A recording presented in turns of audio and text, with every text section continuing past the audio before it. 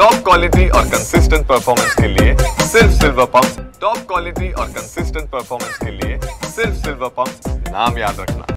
नाशिकमध्ये सातत्यानं सुरू असलेल्या अवकाळी पावसामुळे नाशिकला पाणी पुरवठा करणाऱ्या गंगापूर धरणाची पाणी पातळी आता वाढली आहे।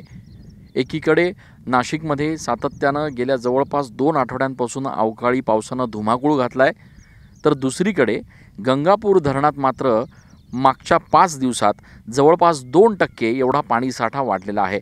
ही निश्चितपणे नाशिककरांसाठी दिलासादायक बाबच म्हणावी लागेल। गंगापूर धरणात सध्या 46.41% पाणीसाठा आहे, जी याच दिवशी गेल्या वर्षी 44% होती। याचा अर्थ 2% पाणीसाठा हा जास्तीचा सध्या या गंगापूर धरणामध्ये अवकाळी पावसामुळे साठलेला आहे।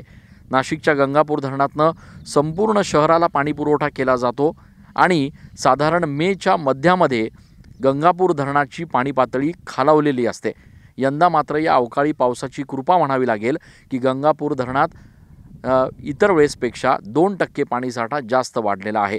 मात्र असं जरी असलं तरी इतर धरणांच्या पाणीसाठ्यामध्ये सातत्यानं घट होत असल्याकारणाने नाशिककरांनी पाणी जपून वापरावं असं आवाहन आता प्रशासनाच्या वतीनं केलं जात आहे।